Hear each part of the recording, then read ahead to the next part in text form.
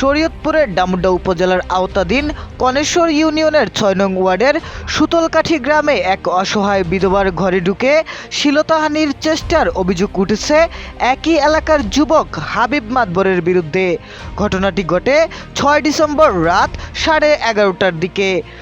অল্প বয়সেই স্বামীর মৃত্যুর পর ২৫ বছর বয়সী লাবণী বেগম ছোট্ট সন্তানকে নিয়েই একাই বসবাস করেন। একটি সূত্র থেকে জানা যায়, দেলোয়ার মাতবরের ছেলে হাবিব মাতবর দীর্ঘদিন ধরেই লাবণীর প্রতি কুদৃষ্টি রেখে চলছিল। ঘটনার রাতে সুযোগ বুঝে সে আগে থেকেই লাবণীর ঘরে লুকিয়ে থাকে।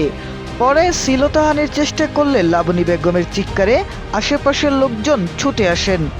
স্থানীয়দের দেখে পালানোর চেষ্টা করলেও হাবিবকে স্থানীয়রা হাতে নাতে আটক করেন। তবে কিছুক্ষণ পর ঘটনাস্থলে এসে হাজির হন হাবিবের চাচাতো চাচা আলামিন মাতবর।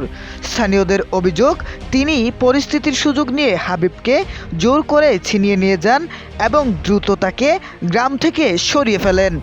একই সূত্র থেকে আরও জানা যায়, ভুক্তভোগী লাবণী বেগম রাতেই থানায় গিয়ে মামলা করেন, কিন্তু পাশে শক্ত কোনো অভিভাবক না থাকায় তিনি আইনি সহযোগিতা পেতে হিমশিম খাচ্ছেন। একই সাথে আলামিন মাতবর তাকে হুমকি দিচ্ছেন বলেও তিনি অভিযোগ করেন।